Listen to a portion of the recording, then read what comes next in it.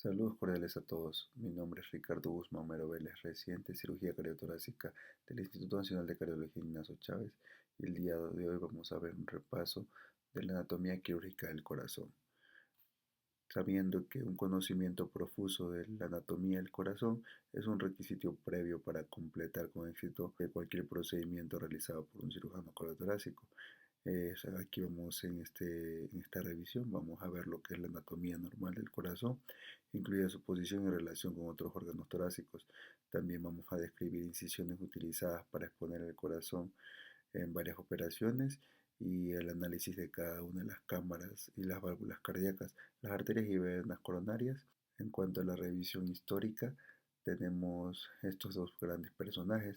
En la primera fotografía, el doctor Daniel Hall Williams, un cirujano de Chicago, que el 10 de julio de 1893 realizó la primera cirugía exitosa que involucraba una herida por arma blanca en la pared torácica anterior en un paciente de 24 años de edad, donde se lesionaron los vasos torácicos internos y la cara anterior del ventrículo derecho. Aquí se reparó el pericardio, no hubo una lesión cardíaca como tal, pero pues fue un gran inicio en lo que es la cirugía cardíaca.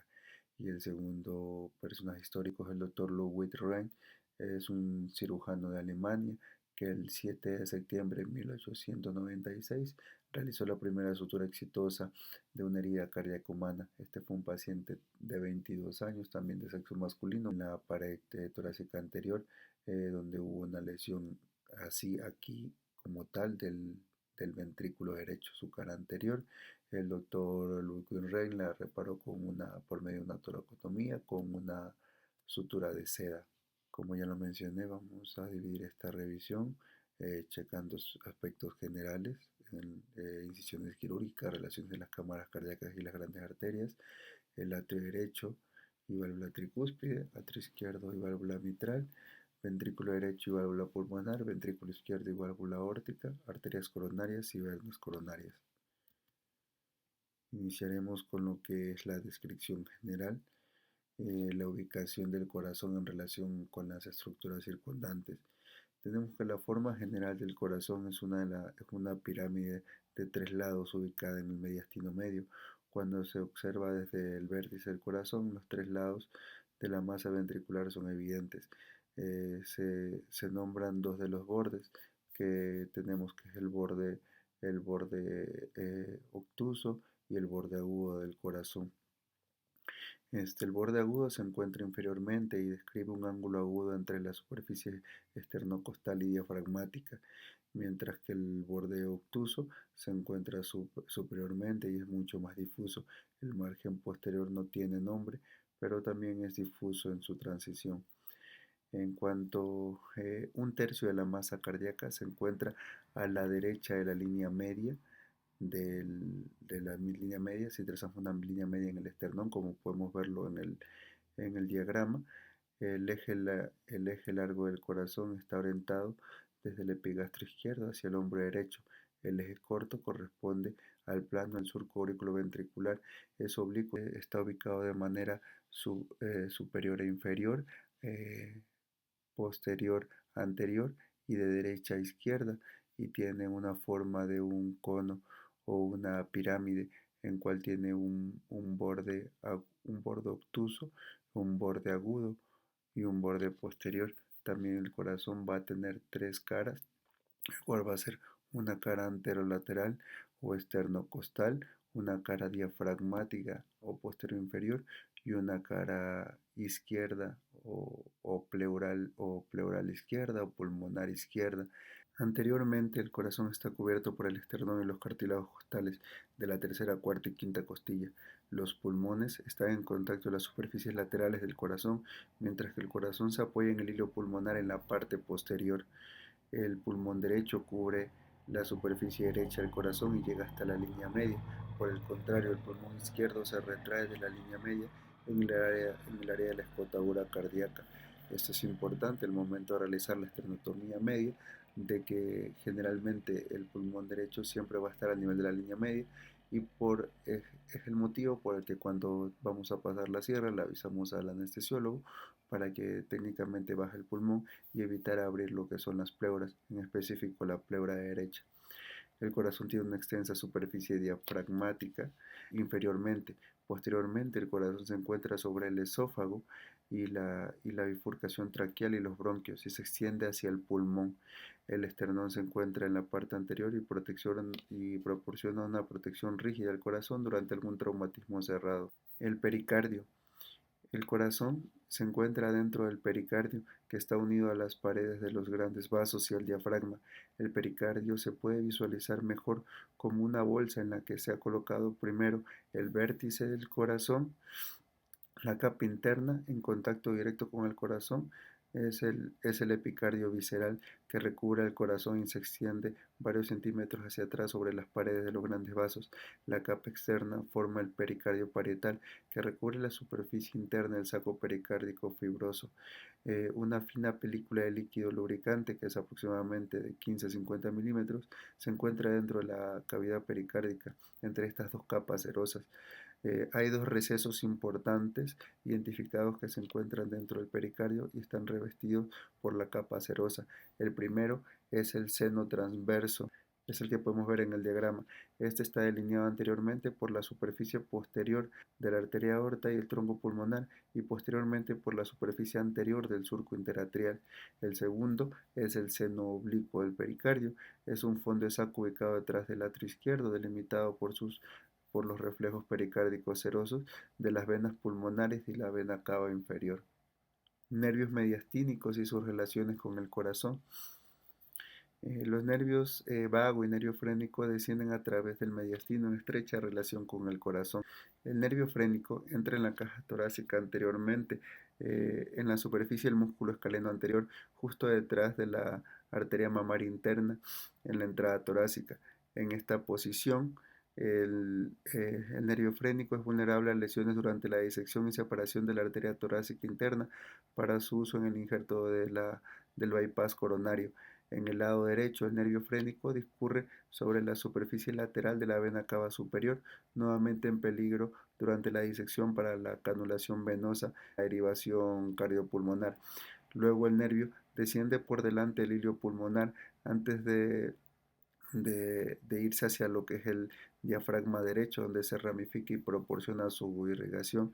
En presencia de una vena cava superior del lado izquierdo, el nervio frénico izquierdo aplica directamente hacia su superficie lateral. El nervio pasa por delante del hilio pulmonar y eventualmente se ramifica en la superficie del diafragma. Los nervios, los nervios vagos, que podemos ver que se encuentran más mediales y posteriores, entran en el tórax por detrás de los nervios frénicos y discurren a lo largo de las arterias carótidas.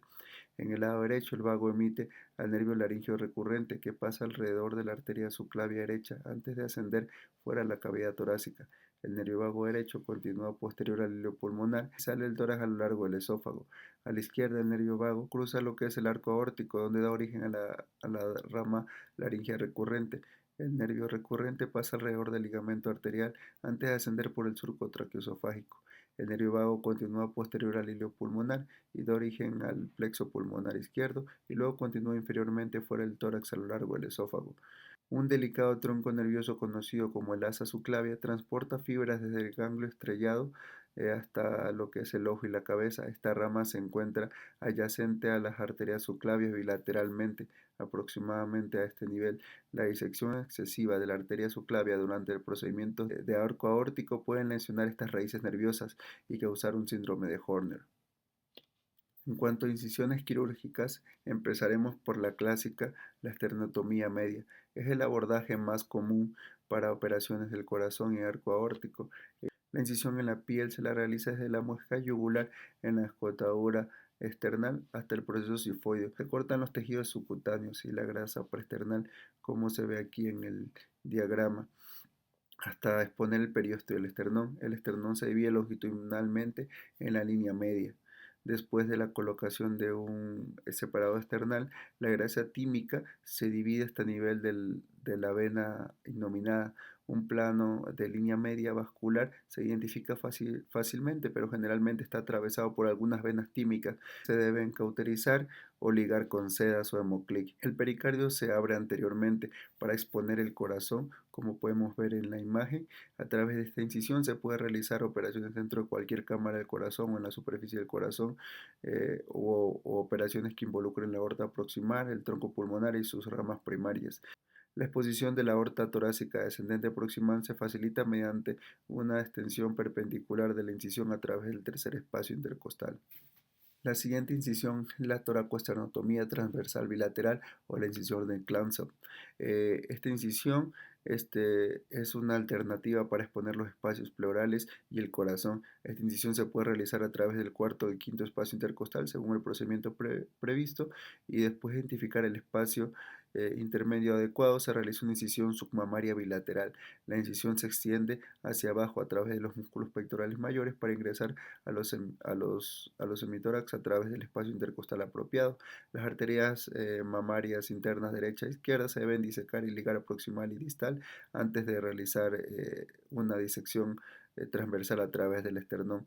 La disección con electrocauterios de los reflejos pleurales detrás del esternón permite la exposición completa de ambos hemitórax y de todo el mediastino. Se colocan separadores torácicos bilaterales para mantener la exposición. El pericardio puede abrirse anteriormente para permitir el acceso al corazón para procedimientos intracardíacos. Cuando se requiere la canulación estándar para derivación cardiopulmonar, se logra fácilmente. Esta incisión es popular para los trasplantes bipulmonares secuenciales bilaterales y los trasplantes de corazón-pulmón. Cuando se realiza en el cuarto espacio intercostal, la incisión es útil para acceder a la aorta ascendente, el callado aórtico y la aorta torácica descendente. Toracotomía anterolateral y toracotomía posterolateral. Del lado derecho el corazón se puede exponer a través de una toracotomía anterolateral derecha. El paciente se coloca en decúbito supino con el tórax derecho elevado aproximadamente 30 grados mediante un giro debajo del hombro, y se puede hacer una incisión, una toracotomía anterolateral que puede extenderse a través de la línea media dividiendo transversalmente el esternón si es necesario. Con el pulmón retraído posteriormente, el pericardio puede abrirse justo por delante del nervio frénico derecho y el hilio pulmonar para exponer las aurículas derecha e izquierda. La incisión proporciona acceso tanto a las válvulas tricúspide como a la válvula mitral. En cuanto a la toracotomía posterolateral, una toracotomía posterolateral izquierda se usa para procedimientos que involucran el arco aórtico distal y el arco y la aorta torácica descendente. Con una toracotomía izquierda, la canalización para derivación cardiopulmonar debe realizarse a través de los vasos femorales, y se ha usado varias variaciones de estas incisiones para procedimientos quirúrgicos cardíacos mínimamente invasivos. Esto incluye esternotomías parciales, incisiones paraesternales y toracotomías limitadas. Relación de las cámaras cardíacas y las grandes arterias. La anatomía quirúrgica del corazón se comprende mejor cuando se conoce la posición de las cavidades cardíacas y los grandes vasos en relación con la silueta cardíaca.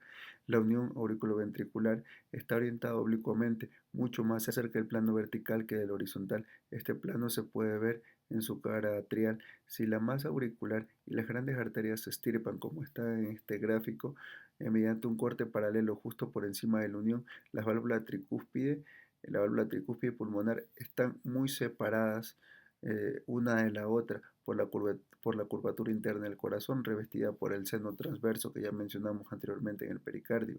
Por el contrario, las válvulas mitral y aórtica se encuentran adyacentes entre sí. Estudio cuidadoso de este eje corto se hacen evidentes varias reglas básicas de la anatomía cardíaca. Primero, que las cámaras atriales se encuentran a la derecha de sus ventrículos correspondientes.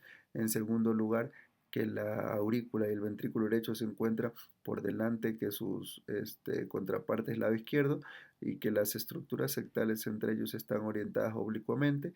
Y en tercer lugar, en virtud de su posición en cuña, la válvula aórtica está directamente relacionada con todas las cavidades cardíacas. La posición de la válvula aórtica minimiza el área del tabique donde las válvulas mitral y tricúspide se unen en una enfrente de la otra, debido a que la válvula tricúspide está unida al tabique más hacia el vértice ventricular que la válvula mitral. Una parte de este tabique o septum se interpone entre la aurícula derecha y el ventrículo izquierdo para producir un tabique o un septum atrioventricular muscular. El cuerpo fibroso central donde convergen las válvulas de la válvula aórtica mitral y tricúspide, se encuentra cefálico y anterior al tabique atrioventricular muscular. El músculo fibroso central es el componente principal del esqueleto fibroso del corazón y está formado por parte del trígono fibroso derecho, un engrosamiento del lado derecho del área de la continuidad fibrosa entre las válvulas aórtica y mitral y en la parte por el tabique membranoso. La participación fibrosa de este tracto de salida del ventrículo izquierdo y las cámaras del lado derecho del corazón se encuentra en posición cefálica anterior.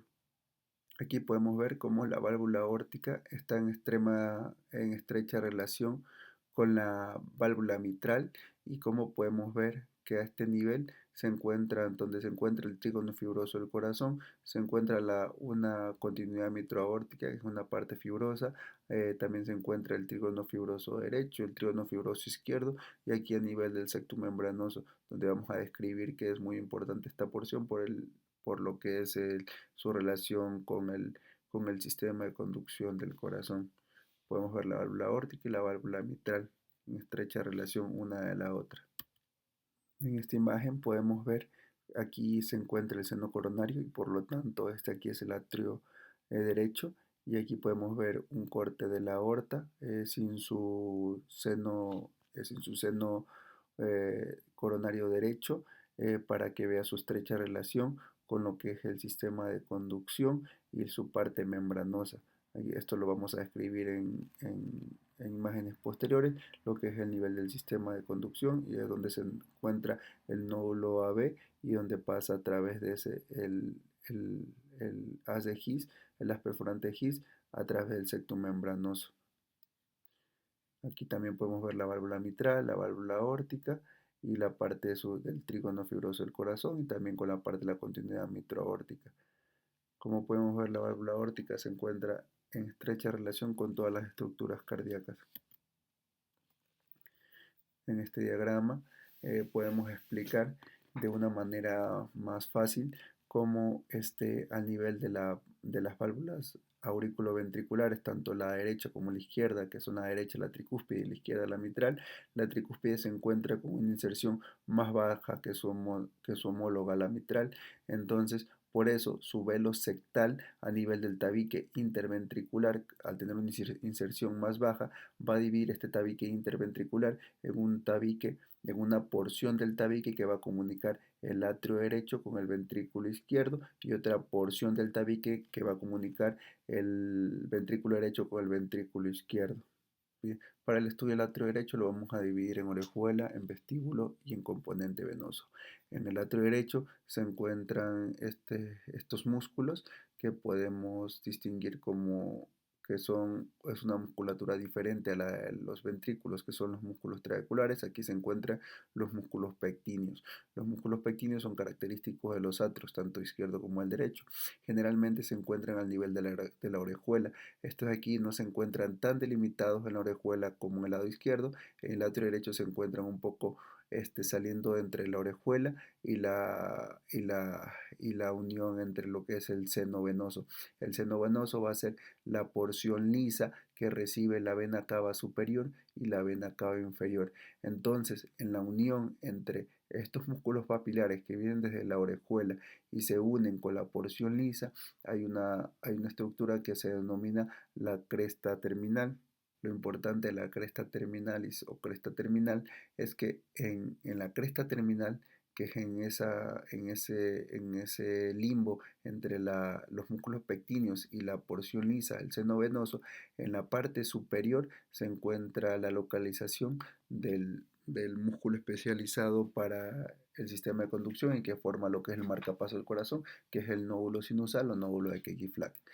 Entonces, para continuar con el estudio, el vestíbulo ya es el componente que se relaciona ya con la salida del orificio de la válvula B, en este caso la válvula tricúspide. A nivel del septum,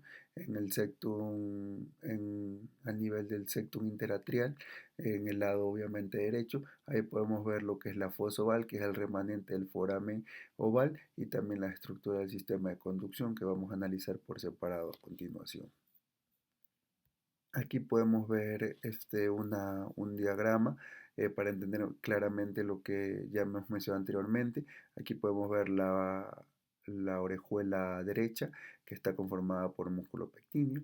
La orejuela derecha por músculo pectíneo se dirige que se acerca hacia la parte lisa, que es lo que es la parte del componente venoso, que está limitado por la desembocadura de la vena cava superior y de la vena cava inferior. La vena cava inferior tiene una valva semicircular, que es la valva de Eustaquio, y pues y aquí está el componente venoso. Como vemos, esta es la cresta terminalis, que es donde termina la parte de los músculos pectíneos y comienza la parte de la estructura lisa. Y esta cresta terminalis se traduce en la parte externa como el surco terminalis, pero lo importante es que a este nivel se va a encontrar el nódulo sinusal o marcapaso del corazón o el nódulo de Katy Flag.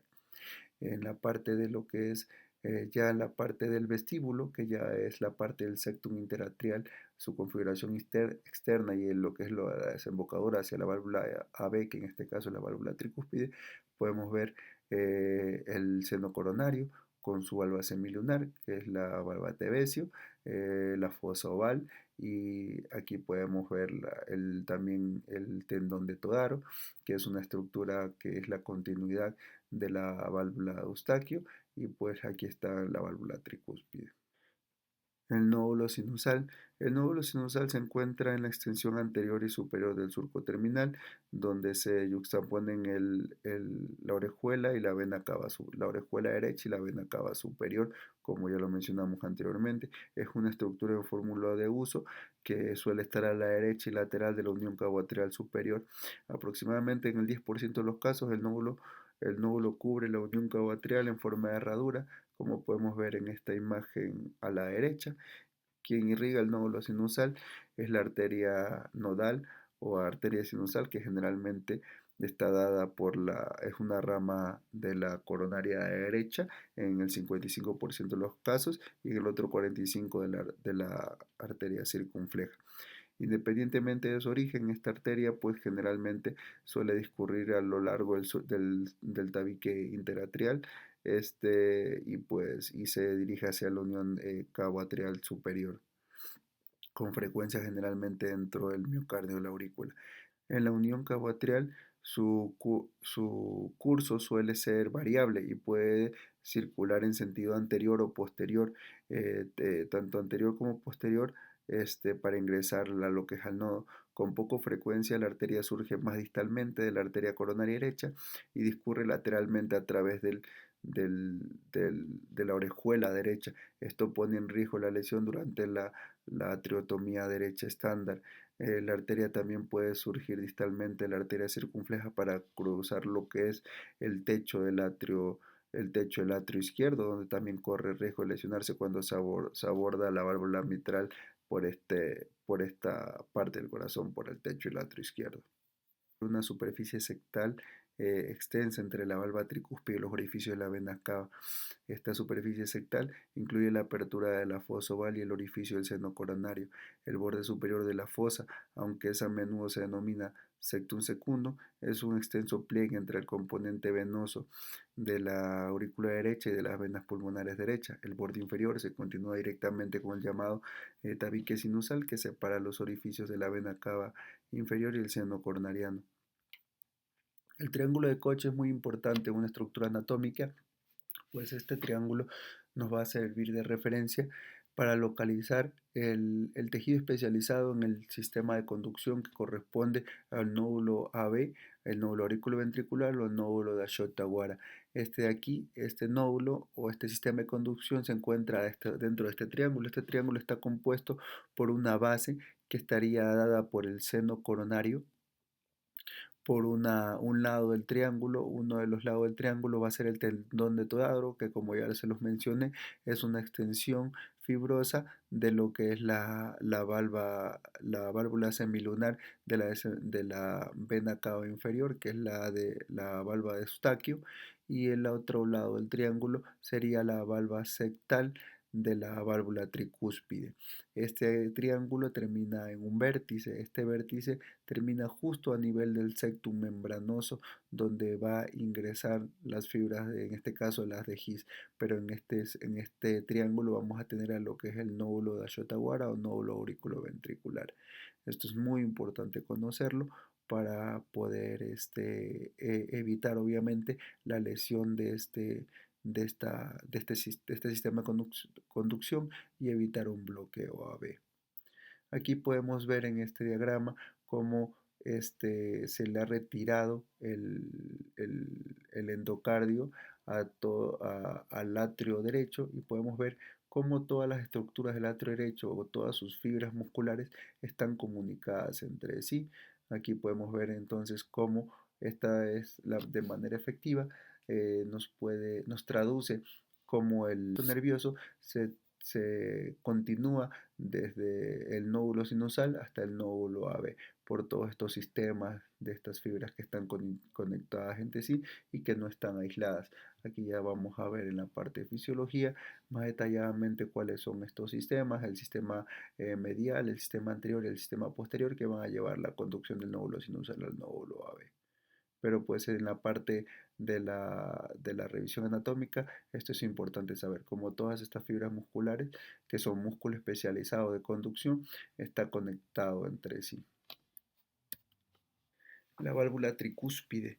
La válvula tricúspide es una de las válvulas AB, es la válvula del lado derecho y está conformada por tres valvas: una valva sectal, una valva posterior y una valva anterior. La valva anterior es una de las valvas más desarrolladas, y pues el desarrollo de la valva sectal y de la valva posterior es menor en relación con la de la anterior. Es importante conocer la anatomía de estas valvas y sus relaciones anatómicas. Aquí podemos ver cómo está en estrecha relación con la coronaria derecha, y pues generalmente se encuentra a muy pocos milímetros el anillo como tal de la arteria coronaria derecha, y, y esto puede implicar lesiones si no conocemos su anatomía.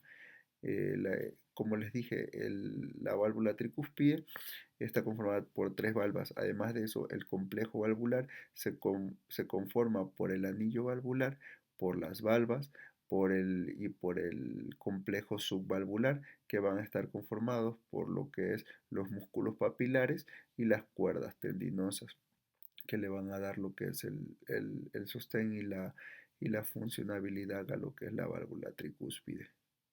Las valvas están unidas a las comisuras por cordones en forma de abanicos que surgen de músculos papilares prominentes. La comisura anterosectal está sostenida por el músculo papilar medial. Las principales valvas de la válvula se extienden desde esta posición en dirección anterosuperior y sectal. El- la tercera valva o la valva sectal es menos definida, y la comisura anteroposterior suele estar sostenida por el prominente músculo papilar anterior, que es el que podemos ver aquí, que generalmente sale de lo que es la trabécula sectomarginal. No existe un anillo de colágeno bien formado para la válvula tricúspide.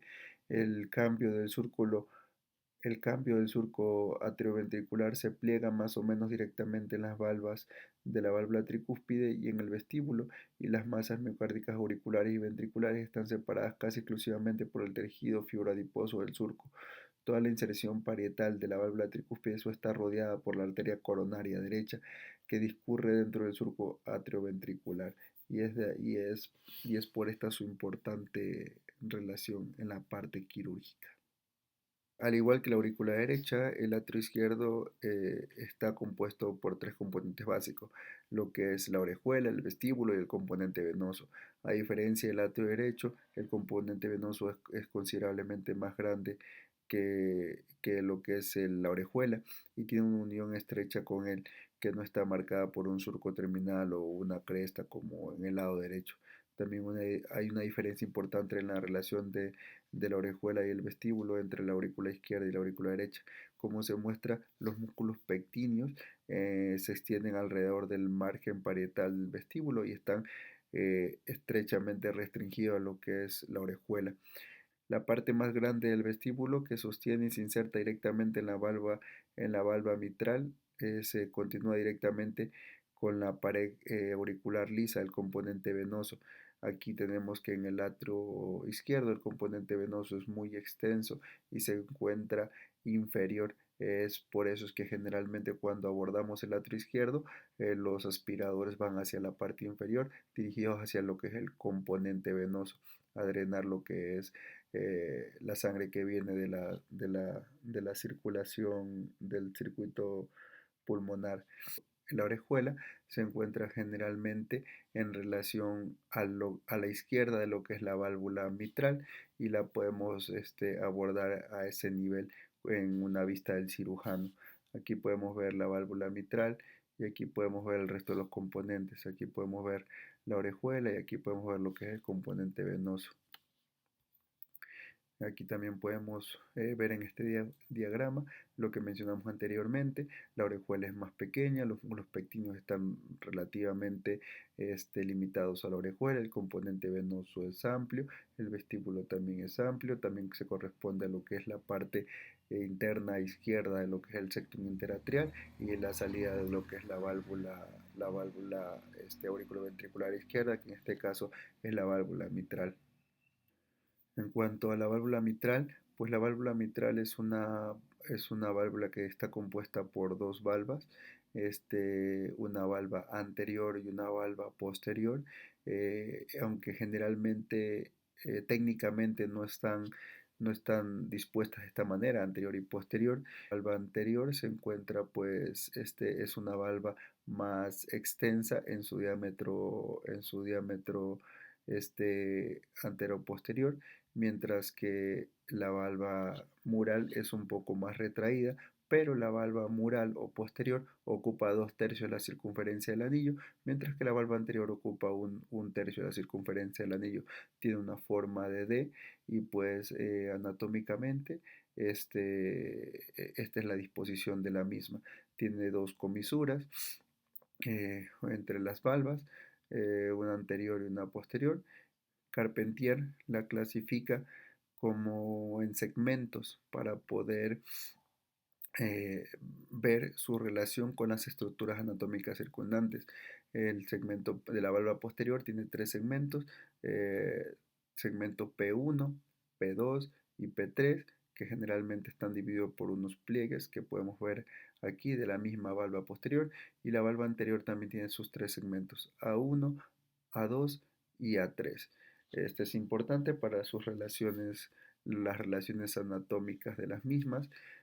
Podemos ver como aquí en este diagrama la valva mitral está anterior, está en estrecha relación con la valva aórtica, y este es un excelente diagrama para analizar lo que son las ampliaciones, en este caso la ampliación tipo Manuia, en la que se extiende entre la comisura entre la valva coronariana izquierda y la no coronariana, y se extiende por el anillo mitroaórtico y hasta la valva mitral anterior a nivel de A2 y también hacia el atrio izquierdo. Aquí podemos ver cómo está abierto el atrio izquierdo.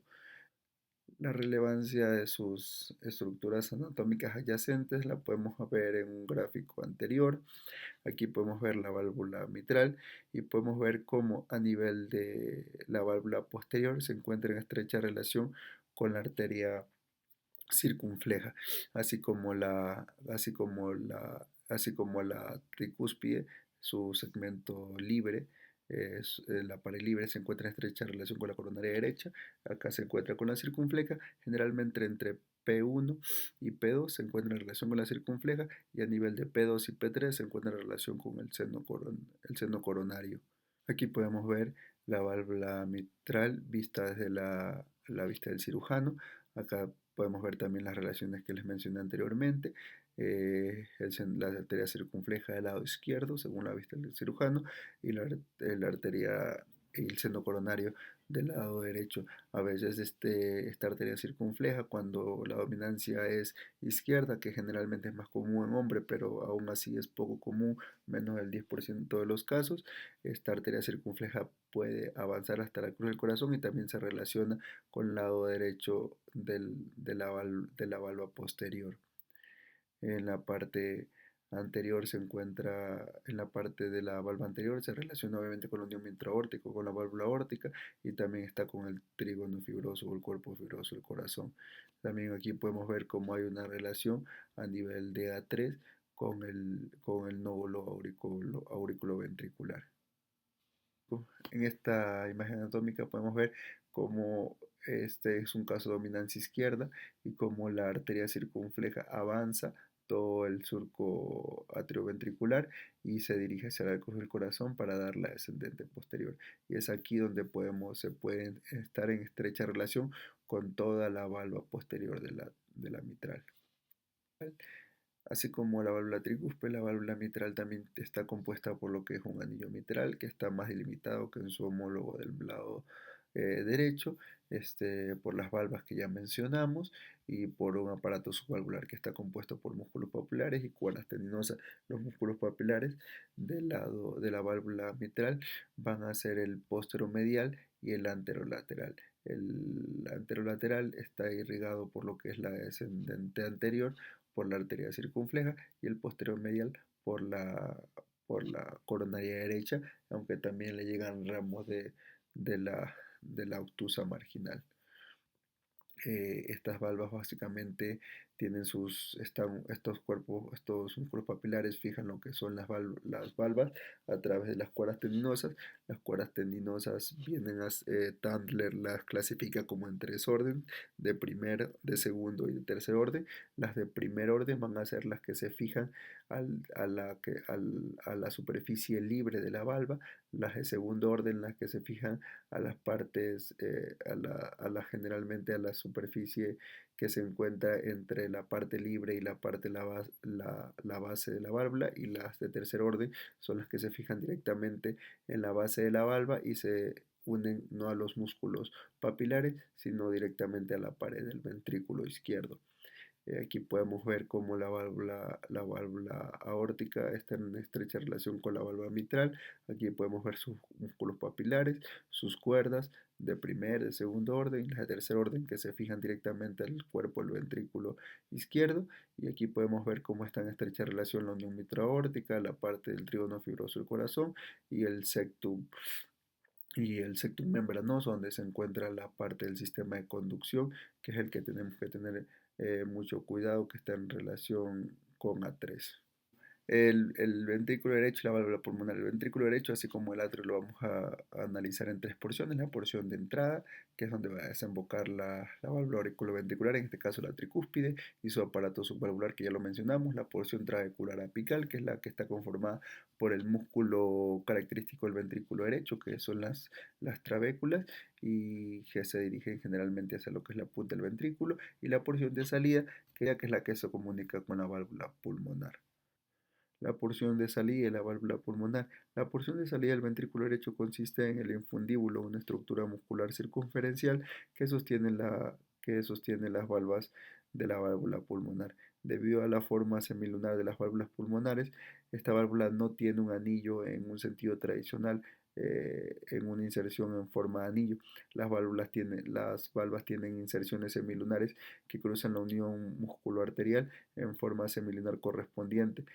Es decir, cada una de las valvas tiene sus propias inserciones que vienen tanto del ventrículo como del ventrículo derecho como de la arteria pulmonar, y estas se excusan entre sí, por lo tanto no tienen como un anillo específico, sino que están conformadas por una unión sinotubular, donde también hay sus inserciones, por una unión ventrículo arterial y por un anillo basal. Todas estas tienen decusaciones de las valvas entre el ventrículo y y la arteria pulmonar como tal. La válvula pulmonar está compuesta por tres válvulas semilunares, que en la parte del vértice de las valvas tienen una protuberancia que se conoce como nódulo de Morgani en la válvula pulmonar para, para la coactación de las mismas, que ayuda a la coactación de las mismas. Una característica distintiva del ventrículo derecho es una plataforma muscular prominente, la cresta supraventricular.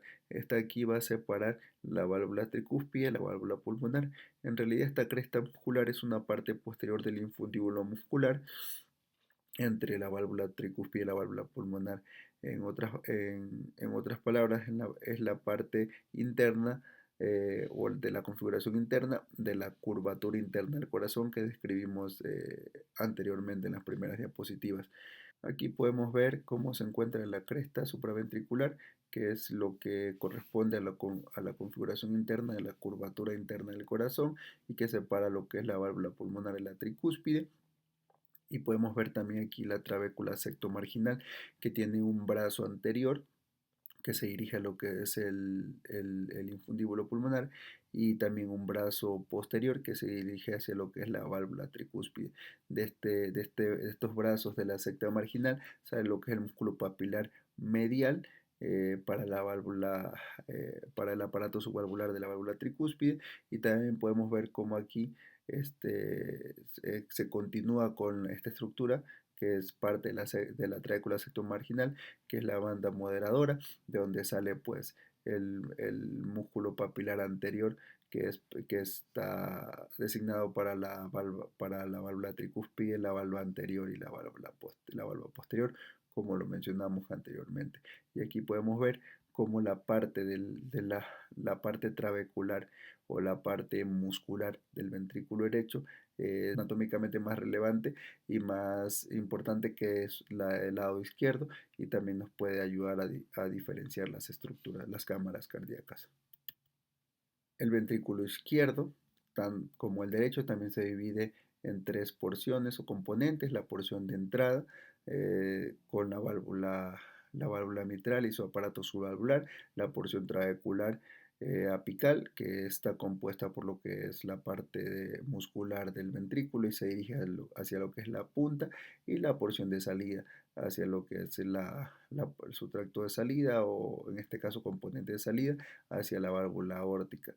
Aquí podemos ver que la parte de las trabéculas en el lado izquierdo son menos relevantes que en el lado derecho y lo que también da su configuración al lado izquierdo y la salida en la válvula aórtica. La diferencia con el tracto de salida derecho y el tracto de salida izquierdo es que el tracto de salida izquierdo no es como tal un tracto de salida, no es como la parte infundibular, como el infundíbulo de la pulmonar, que generalmente es un tracto de salida netamente compuesto de músculo circunferencial. El de aquí está compuesto por estructuras musculares, por estructuras fibrosas e incluso por estructuras membranosas, como ya lo vimos en la configuración interna de la aorta, que tiene relación con el septum membranoso. Aquí podemos ver o analizar más fiablemente la porción del tracto de salida.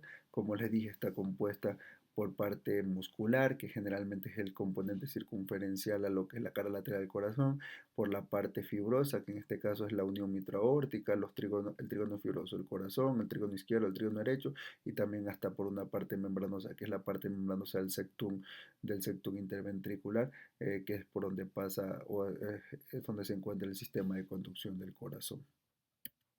La válvula aórtica. La válvula aórtica también, como la pulmonar, es una válvula, pues, válvula que tiene tres valvas semilunares que se encuentran sus fibras o anillo está fijo a través de prolongaciones de las mismas valvas entre el ventrículo y la parte arterial, en este caso la arteria aorta.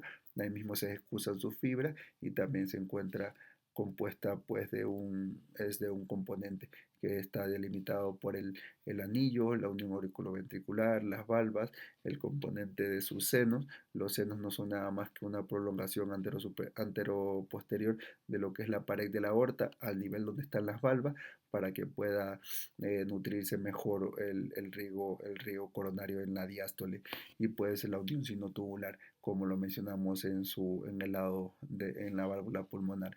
Lo importante de la diferencia de la válvula aórtica con la válvula pulmonar es que tienen los ostios coronarios. Los ostios coronarios son básicamente el inicio de lo que es las arterias coronarias. Es por aquí donde se irriga la parte, donde se irriga el corazón. Y la importancia de esto, tenemos dos ostios coronarios, el derecho y el izquierdo. El seno que no tiene ninguna irrigación se lo denomina como seno no coronariano. Aquí podemos ver su estrecha relación con la válvula mitral y con a nivel del septum y también con el septum membranoso. Aquí podemos ver el seno coronariano izquierdo, que es el que se continúa acá, y el seno coronariano derecho. En cuanto a las arterias coronarias, tenemos que las arterias coronarias son dos arterias, como ya vimos, tienen dos ostios coronarios, son la arteria coronaria izquierda y la arteria coronaria derecha. La arteria coronaria izquierda está compuesta inicialmente por el tronco de la arteria coronaria izquierda, que básicamente es el que podemos ver aquí, o el tronco principal de la arteria coronaria izquierda, y acá podemos ver la arteria coronaria derecha. Vamos a hablar en este caso de la arteria coronaria izquierda. Este tronco coronario izquierdo mide aproximadamente 10 milímetros, de 10 a 20 milímetros. Hay estudios, estudios modelos anatómicos que han llegado a medir hasta 40 milímetros, pero generalmente esa es la medida, 10 a 20 milímetros. Tienen un diámetro de 3 a 4 milímetros, tanto el tronco coronariano izquierdo como la coronaria derecha. Y pues este aquí es un tronco corto que se dirige anterior y hacia la izquierda y va a dar dos ramas principales: la arteria descendente anterior, que se va a continuar por el surco interventricular anterior, y la arteria circunfleja, que se continúa por lo que es el surco auriculoventricular izquierdo y va a rodear hacia lo que es el margen obtuso del corazón, dando sus ramas insignias, que son las obtusas marginales. Esta generalmente en el 85% de los casos solo llega hasta el lado obtuso del corazón, porque sabemos que la dominancia derecha es la predominante. Aquí podemos ver la arteria descendente anterior. La arteria descendente anterior pues es una de las ramas más importantes del corazón. Este de aquí es el vaso prioritario, o el vaso que le va a dar la irrigación prioritaria a lo que es la cara anterolateral del corazón. Tiene diferentes ramas. Las primeras que vamos a ver son las ramas diagonales, que generalmente están dispuestas hacia darle la irrigación hacia la cara izquierda del corazón, las ramas diagonales. Y tenemos también las ramas sectales, que se dirigen hacia el septum interventricular. La primera rama sectal tiene mucha relevancia, generalmente por su relación en lo que es la ampliación de anillo anterior de cono Rastán, y para evitar por su estrecha relación con este tracto de salida. Y también tiene relación porque desde el origen de lo que es la descendente anterior hasta la primera rama sectal es la porción proximal de la descendente anterior. La porción medial se da desde esta rama sectal hasta el origen de la segunda rama diagonal, y desde la segunda rama diagonal hasta la parte distal se conoce como pues la porción distal de la descendente posterior. Entonces, segmento proximal, segmento medio y segmento distal, divididos por la primera rama sectal y por la segunda rama diagonal. Las diagonales generalmente son de 3 a 5 ramas, y las ramas sectales son de 2 a 6 ramas. Las ramas sectales van a darle irrigación a lo que es el septum interventricular, generalmente a 2/3 del septum interventricular. El otro tercio es dado por la descendente posterior y sus ramas sectales, que también las tiene. Además de esto, la descendente anterior llega hasta la punta del corazón y generalmente da un pequeño giro hacia el territorio distal de la descendente posterior, o el territorio distal del septum interventricular interventricular posterior. Aquí da una anastomosis entre estas, que es la anastomosis de Busen. Es una de las anastomosis intercoronarianas. Otra de las anastomosis intercoronarianas está dada por los ramos sectales de la descendente anterior con los ramos sectales de la descendente posterior. Esta es la segunda anastomosis coronariana, intercoronariana, y otra que también depende de la descendente anterior, está dada porque la descendente anterior también da ramos hacia el ventrículo derecho, ramos ventriculares derechos, y se anastomosan con los ramos ventriculares derechos de la coronaria derecha a nivel del cono arterial. Esa es la tercera anastomosis intercoronariana del corazón. Todas estas anastomosis dependen de la descendente anterior. La arteria circunfleja se continúa por el surco auriculoventricular izquierdo y se dirige hacia el margen obtuso del corazón. Generalmente allí termina y da sus ramos, las obtusas marginales, que generalmente son de 2 a 3 obtusas marginales, y van hacia el margen obtuso del corazón, y la circunfleja es la rama prioritaria de la cara izquierda o la cara pleural izquierda del corazón. Aquí da sus ramos obtusos marginales, y pues esta de la circunfleja termina generalmente al nivel del margen obtuso. La circunfleja en su porción terminal generalmente da una rama anastomótica, con una rama anastomótica también de la coronaria derecha, que se llama el ramo anastomótico de Kugel, que es la otra anastomosis intercoronariana. Con esta van cuatro, y esta generalmente se va a dirigir por el septum interatrial y va a dar una circulación colateral al nodo AB del corazón, o al nódulo Ashotawara. La irrigación del nódulo AB y el nódulo sinusal están dadas por la coronaria derecha. Solamente en el 45% de los casos, la circunfleja da un ramo nodal que le da irrigación al nódulo sinusal, y solo cuando tiene dominancia izquierda a nivel de la cruz del corazón, antes de que se convierta en descendente posterior, da un ramo hacia el nódulo AB o al nódulo Ashotawara.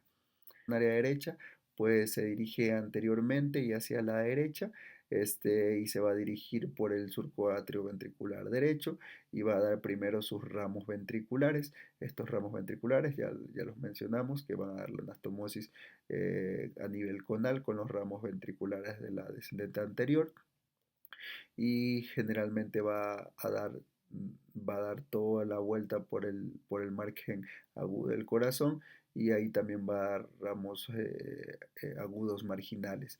A este nivel, al nivel de la cruz del corazón, va a ser una pequeña curvatura y se va a continuar como descendente posterior, y va por el surco interventricular posterior. Aquí también va a dar sus ramos sectales para anastomosarse con los sectales de descendente anterior, y le va a dar la anastomosis de Busen. Y pues generalmente cuando apenas nace, en el 55% de los casos, da su ramo sinusal para el nódulo sinusal, y ya en la cruz del corazón da su ramo, y en la cruz del corazón, antes de hacerse descendente posterior, da su ramo para el nodo AB del corazón.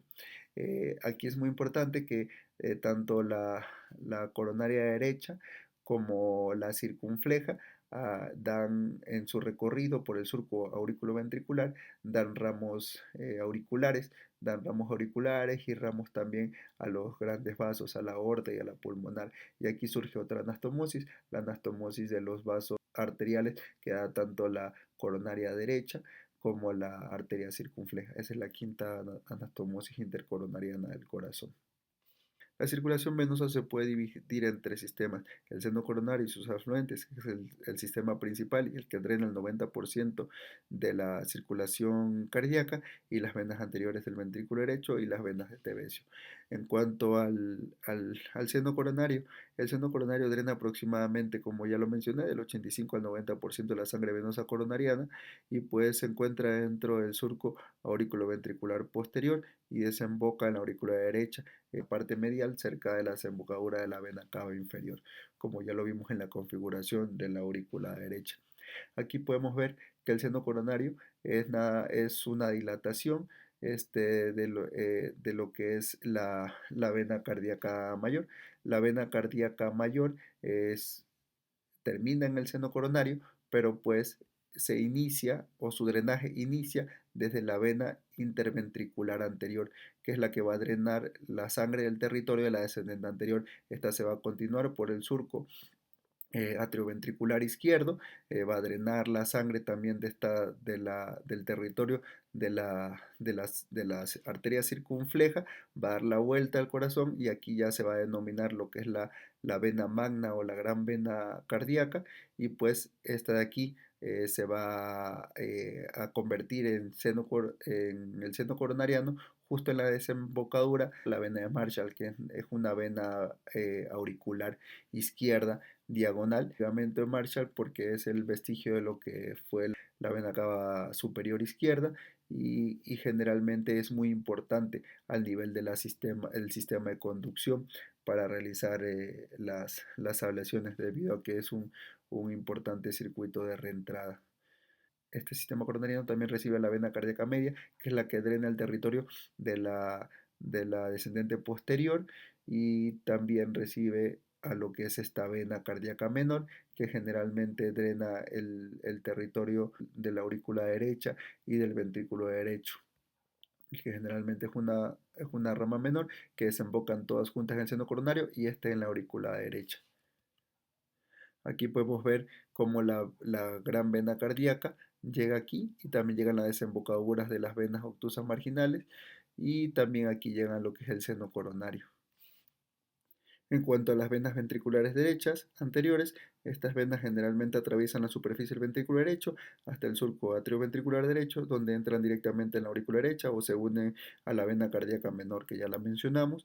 Y las venas de Tevesio, estas son pequeñas venas que drenan directamente en las cavidades cardíacas. Existen principalmente en el atrio derecho y en el ventrículo derecho. Es lo que tenemos que mencionar en cuanto a la revisión de anatomía cardíaca quirúrgica. Fue un placer estar con ustedes y hasta una nueva entrega.